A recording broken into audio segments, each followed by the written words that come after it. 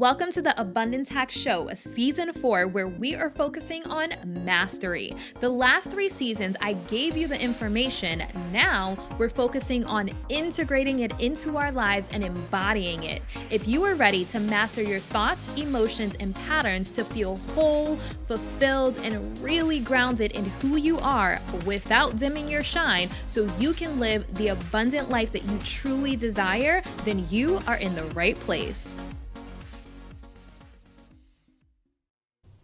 Hey M&Ms, thank you for tuning in to the Abundance Hack Show. What are you manifesting in your life today? Hopefully, you are manifesting some awareness. I did a podcast episode on self-awareness, and the statistics state that only 10 to 15% of people are actually self-aware. And to me, that's an incredibly low number. So less than 20% of people are actually self-aware. And I find that applies directly to this follow-up episode of the Unplugged Alpha. So that was episode number 191. And it was a very, very long episode. So I know it took some people time to get through the whole episode, but it was a really important dialogue to start because dating these days is difficult and divorce rates are at an all-time high. So it's important to have this conversation. And I had to really listen back to the episode and kind of sit with some of the topics and really think about how these things are showing up in my life. And I had a conversation with my therapist because I went out with a guy that read this book. And when I shared the book with my therapist and kind of told her some of the things, she looked very concerned. She is like, this book is misogynistic. And I was like, okay, let me go back and kind of pick the brain of this guy to see if he actually believes this or if he just, was reading it for research purposes like I was. I read it for research purposes. So I said, it's really important for me to hear what he's saying and not romanticize what he's saying. So, it's a rom-com in my brain. I am a hopeless romantic. And so I think and most women are. And so rather than hearing what men are actually saying, we romanticize and hear what we want to hear. And, we add our fairy tale ending to whatever it is. And so I'm like, okay, let's not romanticize. Let's hear what he's actually saying. And when I really listened to what he was saying without me, having some fairy tale ending in my head, I'm like, he does not like women. He said some really mean things about women. And I'm like, hey, I'm a woman. And he's like, but you're different. And so I think the old me before all of my inner work, that would have been okay. But now, having therapists in my life that are just like, notice people's stuff, I'm like, okay, let's not go down this road. So I think it was a really powerful experience for me, and I sat with a lot of this. So I don't think that I paid attention to misogyny prior to reading this book. I never paid attention to it because I guess I always thought everything a man does is for, women anyway. Like they want the fancy cars and the big house and they want to make all the money so they can provide for women and get quality women and get hot women and, all those things. So I never thought men actually were hateful towards women. And so this was a huge eye-opener for me that misogyny does exist. Not that I didn't think that it did, but I just was kind of oblivious to it until reading this book. And then what I also realized is hurt people hurt people. You can tell, I can tell, listening to Richard Cooper, that he's hurt. He has had women that hurt him. He feels that there were some injustices and he feels like he wasn't done properly by women, by the system, having to pay child support, et cetera, et cetera. Like he is hurt. He is in his feelings. And there's no judgment about that. We all have experiences where we are still healing and we're bitter about them. But one thing that I will say about the book is it was a lot of projections and very hypocritical. He's like, you know, don't date a woman that throws hissy fits. Like, his book was basically a hissy fit. His book was him lashing out at women, so to speak, because of his experiences and his trauma. And he's like, don't date the unhappy and unlucky. I'm like, you seem very unhappy and unlucky. So it's a lot of projections. It's a lot of hypocrisy, basically. And one of the things that I always believe is that we're shown mirrors to look at our own stuff. So when we make a judgment about someone else, usually that is mirroring something about us. And so that's the beautiful thing about shadow work, is it allows you to look at your mirror and face your stuff. You know, we have to face our stuff, and so many people are not willing to, because it is not a pretty process. But we have to face our stuff, or we'll continue lashing out and, you know, creating misogynistic material like the Unplugged Alpha. So I think that what really needs to happen in the world is, one, self-awareness, two, healing. You know, just like a lot of men say that there's bitter women, there are bitter men. And I didn't realize how bitter some men are. And I think every man handles it differently. Like, Richard Cooper is lashing out, and, you know, the guy that I went on a couple dates with, like, he had very, very strong opinions about women. And although I'm a woman and he was on a date with me, it's very baffling. But it's my own stuff. So not to get super personal, but I'm pretty transparent in my healing journey because, you know, whatever, I'm okay with being transparent. But one huge thing that came up in therapy recently is my granddad was abusive. Not to me, let me just say that, but I did see him hit his wife, not my grandmother, but another woman he was married to. And I loved my granddad, you know, but he never abused me. He never abused my mom, to my knowledge. So it was like, there is a certain, this is probably why this guy came into my life, because there's a certain level of like, okay, this guy may be abusive, but he's not going to be abusive to me. And so I think that I've kind of lived in this like bubble of these things don't happen to me. And that has really impacted my risk analysis when it comes to judging people and what they're capable of. So I think that there were some red flags that I probably didn't notice until I read this book and had some deep conversations with my therapist.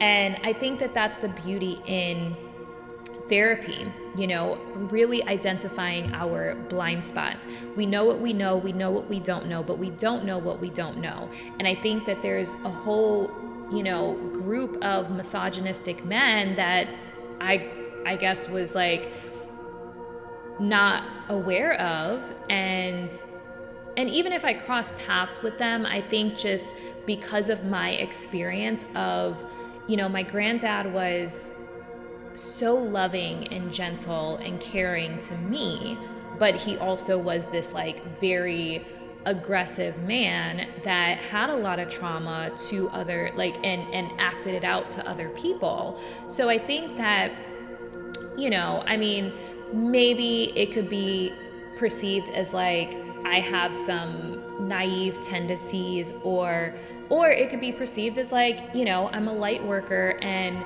I am here to offer that compassion and loving and accepting energy to people who are fighting their own demons. However you want to look at it. I'm no longer going on dates with this gentleman, but I really think this is an important conversation to be had. Hurt people, and we have to do our own work. We have to heal, we have to forgive, and we don't forgive to allow people back in our lives. We forgive to not be holding heavy emotions on our hearts. And if you don't heal from those heavy emotions, they turn into physical ailments, and physical ailments, turn into illness, disease, cancers, autoimmune diseases, et cetera, et cetera. So, we can stuff it down, and we can act out of ego and pride and, toxic masculinity all we want, but it's only masking the problem, and it's not making it go away. So I really think after like sitting with this, I'm like, man, there is a population of men that really are bitter and hate women. And it's unfortunate, like definitely how I was raised, being raised by a single mom, I hear so much of like angry black woman or bitter black woman or bitter women, or they say it's nothing worse than like a woman with like a scorned heart or whatever. Like there's so many sayings around women, and this book showed me there's equally as many men that are bitter and hurt because of women. So it offered a lot of awareness to me, and honestly a lot of healing came out of this. So I'm super grateful for the experience of going on a date with the guy that I did. I'm super grateful for just my open mind to be able to read the book and try to take it in with an open mind and an open heart. And, ultimately, I do think the book is misogynistic and toxic. However, I do feel like we need strong, I don't want to say the word role model. We need strong examples of a healed man. And I think that's really, really important. I think it's really, really important. And also just that layer of awareness, like when we judge someone harshly, we want to find the thing that they're mirroring in us. If we're worked up and we have emotional charge on something and we're dug in and it's a trigger, then that is an indication that there's something inside of us that we need to heal. If I'm judging this person and I feel strongly about what they're doing or who they are, there's something internally that they're mirroring that I need to heal. So doing that shadow work, doing that healing, having self-awareness around what gets us emotionally charged. And it's important that we are willing to do the work to heal. And I had a client, a sound therapy client, that came in, really powerful session, and all of their chakras are balancing really nicely, but there's something on their heart that just has their heart like stuck. And we've been peeling layers back session after session after session. And one day he just said, man, I really think I never got over my first girlfriend. She left me for an older man. And he's like, I think you can put the perfect woman in front of me and I won't do anything because like I won't open up because he never healed from his first girlfriend. And that's why when he sees like women with like older men, it like really triggers him because he never healed from that. So like when we hold on to that, when we hold on to situations, it impacts us moving forward and having the life and the love and the abundance that we truly desire. So healing is so important. Like me drumming up all these feelings and emotions around my granddad, I never thought was an issue until this situation came about. But there's so much healing that needed to happen from that. Like so much healing that needed to happen from that. And I realized like this could be a huge reason as to why I'm not married, because I probably have a subconscious block around marriage. Like if my granddad was sweet and loving to me and my mom, but he beat his wife, to me as a kid, that could symbolize that it's not safe to be a wife. If you get married, you're gonna get beat. Like as a child, you establish these subconscious blocks that are in the back of your mind or in your cells, in your DNA, and you don't even know. And so on a forefront, I'm like, oh, I want marriage, I want a husband, I want a family. But then I have this thing in the back of my mind that probably has me scared to death of marriage. So that is why it's so important for us to heal and do the work and have that self-awareness and work with someone like a therapist, a sound therapist, a quality coach that can help you peel those layers back. And it's not fun, but when you can send your inner child healing, and sometimes it's not just your inner child, like I'm doing a lot of inner child work right now and also offering inner child healing sound baths at the studio. We're starting that. But sometimes you need to send yourself healing when you were 20 years old or when you were 25 years old. Like, we hold on to things and mistakes that we feel like we've made, and we have shame around them.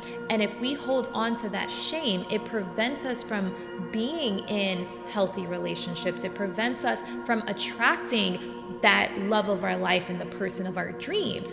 Healing is so important. So when I just sat back and listened to this and kind of processed everything that came up from it, I'm just like, wow, this is powerful. This is powerful. So I'm grateful for Richard Cooper and just shining light on the fact that, like, we really need healing. We really need healing. We need awareness. We need healing. We need emotional resilience. Like, I was just thinking the stuff that women go through, childbirth and just all the different things that we experience that are so painful. Like, we need men that, like, are strong. Like, if they have to go through like half of the things that we go through, I can only imagine. You know how a lot of men are like, oh, when I'm sick, I'm a baby. Like, imagine having a period. Imagine giving birth and your freaking vagina, excuse my, graphicness, but your freaking vagina ripping open. Like, it's intense. I think that we need more emotional resilience. We need awareness and we need healing. And I really sat with some of the things that he said. And one of the things that I realized for myself is I have to figure out, I'm in a calibration period. I have to figure out the right level of masculinity for me. So he said in a book, if a woman didn't have a dad in her life, she doesn't respect a masculine figure. That's definitely not true. But I also know that there's a lot of, I did a podcast episode on like alpha and beta men. It was with Danielle Laura, and then I did another episode, a follow-up from that, talking about the hybrid lover, where men, I think these days, men need to step up and be more in their masculine, but not toxic masculinity. So everything is about balance. So I think women need to be more in their divine feminine, because women have become so masculine. So things are all out of balance right now. And, the fact that I actually scan these things at my studio, and I can see so many women are operating in their masculine. So women need to tap into their goddess energy and their divine feminine, and men need to step back up into their masculine, but not overcompensate in toxic masculinity. It's that divine masculinity. To me, divine masculinity is integrity. It is honor. It's respect. And nothing about that book was respectful. So to me, he's not an alpha man. To me, an alpha man has integrity. They have respect. They have honor. And these are not qualities that were discussed in the book, nor did anything in the book possess integrity or respect. So I really think that there's work to be done in women and in men. It's a two-way street. We have to do the work, both the men and the women. Women have to get back in their feminine. I think because we spent so much time being looked over, and we didn't have certain privileges. When we gained some privileges, there was this overcompensation, and so that's where toxic independence came in. So we need to ease back a little bit and find that happy medium, that calibration of finding that right level of, okay, I am feminine and I'm strong. I'm feminine and I have a voice. I have an opinion. But it's not like, oh, I'm independent and I don't need no man. Like that's too much. So finding that happy medium, that balance. And then same thing for men. So men were in control, then women started gaining some control. And so now men, to take back their control, they're like overcompensating with toxic masculinity. But it's like, okay, reel it down. So there's a lot of men that feel very,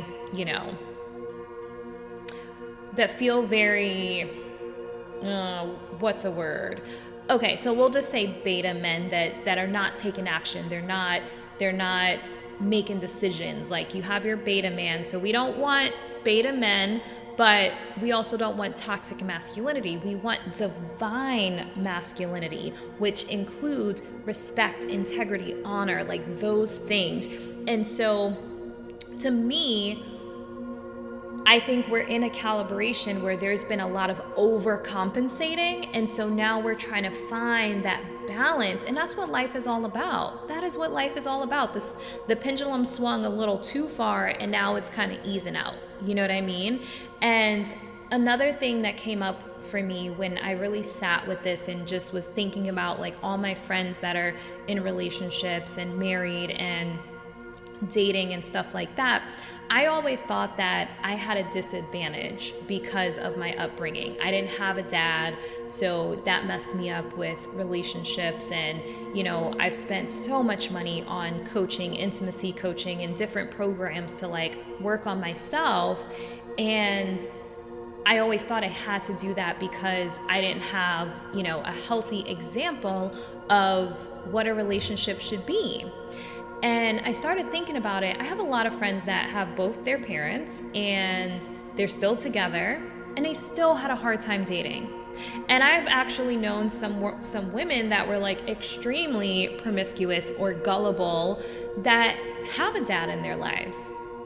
And so it's really easy for us to fall into this like, oh, like woe is me because of my dad not being around, I have it harder. Like, no, dating is just hard these days. And we have to really get to know people. Okay, let me back up. First, we have to really get to know ourselves. That is first and foremost. And then we have to really get to know people. If you don't know yourself, then, you're going to sway and adjust to everybody that you come in contact with. But if you get to know yourself and you're grounded in who you are, then you can engage in other situations that are not going to take you off of your game, so to speak. So I think that, I know I said a lot, so I don't want this follow-up episode to be like too long, but I think what we really need is awareness. And we need healing, and we need emotional resilience, and we need to find that balance of the right amount of masculine and feminine energy. And I think for me, I want a masculine man in my life. I want a divine masculine in my life. And I think that because I'm a business owner and I'm someone that takes action and I know what I want, I know who I am, I need a man that can really complement that.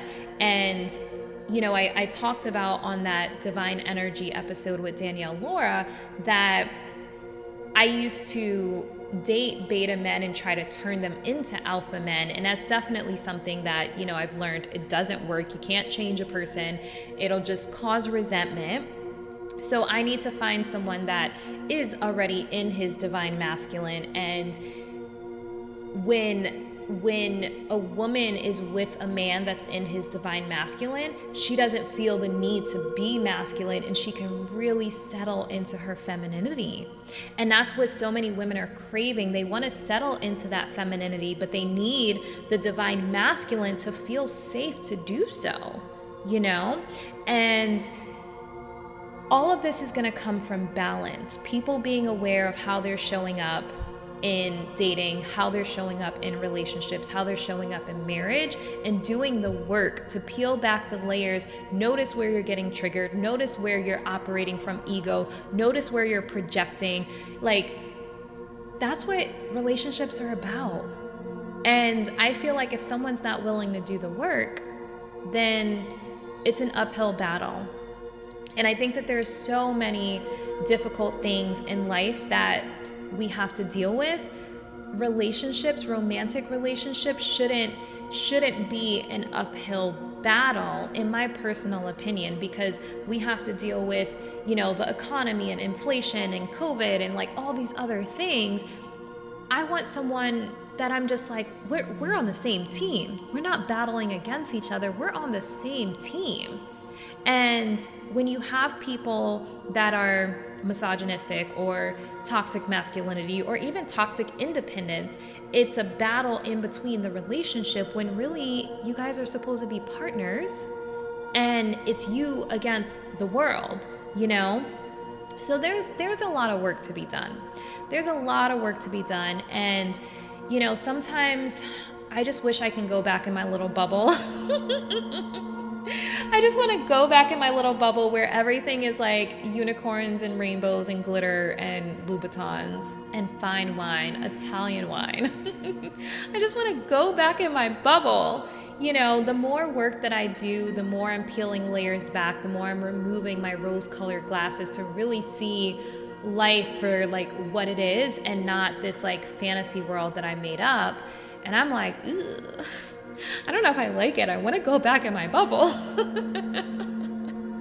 But I think it's needed, it's needed. And that is why I have this platform to start these dialogues. These are important conversations that need to be had. This is awareness that people need to live the abundant life that we all desire. Like I'm sure Richard Cooper wants to have a woman of his dreams that he feels safe with in his life, but there's so many things blocking that. And so any man that listens to that book, I'm sure they want the same thing. Like we all want love and success and confidence and courage and abundance. We all want it, but what's standing in the way? And that is what I'm peeling back. That is what I'm peeling back. What are the things that are standing in the way? And right now, what I see is a lack of awareness, a lack of emotional resilience, and a lack of healing. That's what we need, and a lack of balance. We need balance in the masculine and feminine energy. We need more awareness, we need more healing, and we need more emotional resilience. So I love to hear your feedback. If you didn't listen to episode 191, the Unplugged Alpha, definitely go check it out. It is going over the 20 red flags that he lists in the book with Coach Emery. So shout out to Coach Emery for hopping on a really long episode with me.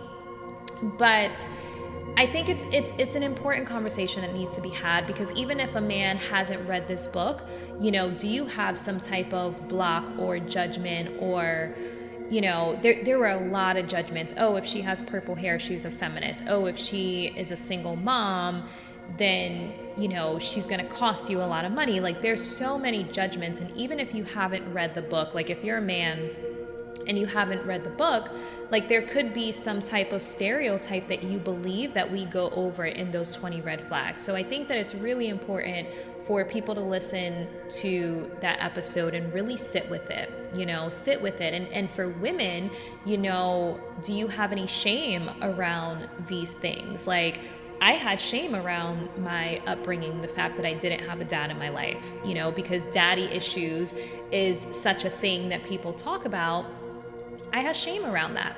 And shame is toxic in our bodies, and shame prevents us from manifesting the life and the love that we desire. So if you're a single mom, do you have shame around being a single mom? Like these are things that we have to sit with to heal. We have to face our shadows, because when we face our shadows, that is how we work towards being whole.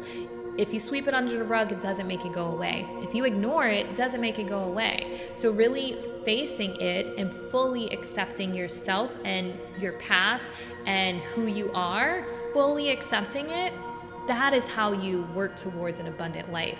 That is how you feel whole and fulfilled in yourself. And it's a process. I've been doing inner work for I don't even know how many years, and I'm still peeling back layers. It's literally a never-ending blooming onion, like literally. But every layer that I peel back, I feel more whole and I feel more clear in who I am and grounded in who I am and clear on what I want. And when you're clear on what you want, you realize it's literally at your fingertips. You just had to realize it's what you wanted, because we're programmed to want a certain thing, and we want what our parents say we should want. We want what society says we should want. We want what we think we're worthy of, because sometimes we forget our self-worth. Sometimes we forget how amazing we actually are, and we're like, okay, we'll just settle for this thing because, or sometimes we're just impatient and we don't want to wait for that thing that we really want. And there's so many layers. So I just want to say, if you're doing the work, cheers to you. Cheers to you. Take some time to celebrate you, because it is not easy. Every therapy session, I'm like, why am I doing therapy again? Like, this sucks so bad. But after I get over my vulnerability hangover, then I'm like, oh, like, I'm seeing clearer now. I'm feeling more whole now. But it's like in the thick of it, you're like, oh, this sucks. What's that word, masochist? Like, where you just like love pain. I'm just like, why am I doing therapy? Like, I want to quit every session. Like the day of, because I'm like in my feelings, you know? But it's so worth it. It is so worth it. So if you are showing up in whatever way you are showing up to do the work, whether it's with a coach, with a therapist, sound therapy, journaling, you know, whatever it is that you're doing to do inner work, to gain more self-awareness, to feel more whole, to heal from past traumas, cheers to you. Celebrate you today, because it is not easy. Celebrate you. You deserve to be celebrated if you are showing up and doing the work. So that is my message. This was a follow-up episode to the Unplugged Alpha. I would absolutely love to hear your feedback. You know, you can always message me on Instagram at Niajae, Niajae. And until next time, be decadent. Thank you for tuning in to the Abundance Hack Show. I would love to hear from you. Leave your comments and questions, and don't forget to subscribe so you don't miss any of our yummy episodes. Every time you leave a 5-star rating or review, I do my happy dance.